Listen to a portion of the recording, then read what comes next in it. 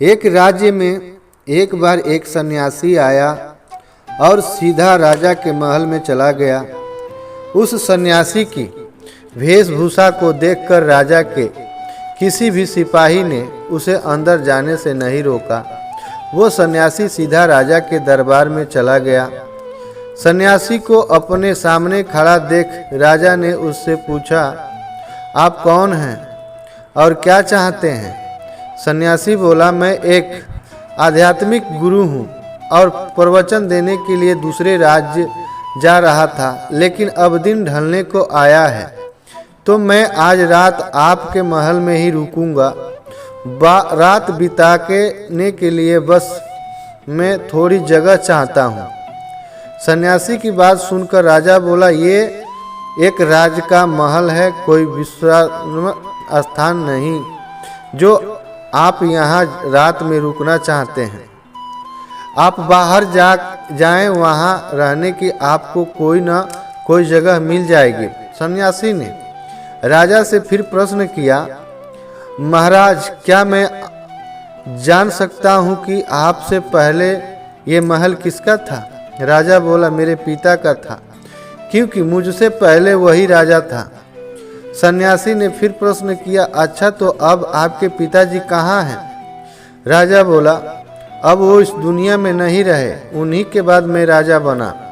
अच्छा, आपके पिता से पहले ये महल किसका था? सन्यासी ने फिर से प्रश्न पूछा। राजा को अब गुस्सा आने लगा, लेकिन फिर भी उसने शांत होकर जवाब दिया, मेरे पिता के से पहले ये महल मेरे दादाजी का था और अब वो भी इस दुनिया में नहीं है।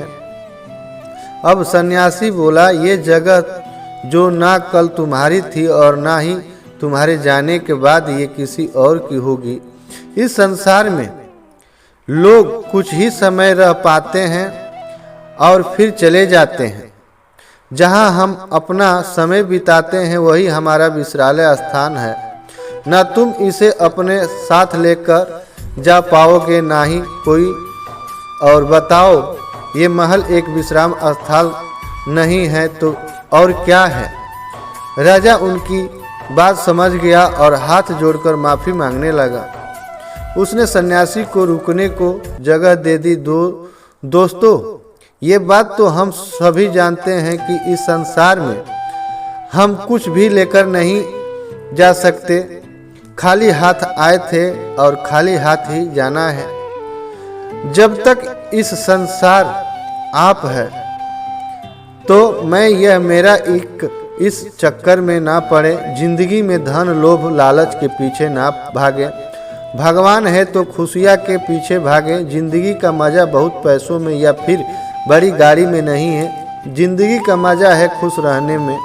खुश रहो, क्योंकि दूसरे के पास चाहे बहुत पैसा है, लेकिन इस दुनिया से वो जाएगा खाली हाथ ही और उसके धन का भोग कोई और करेगा। और अगर पैसा होकर भी आपके जीवन दुखों से भरा है तो आपकी ज़िंदगी अपने आप में ही बेहतर है। याद रखना और इस पर गहराई से सोचना, आलीशान ज़िंदगी से बेहतर है एक खुशहाल ज़िंदगी। जय हिंद, जय भारत। Please subscribe.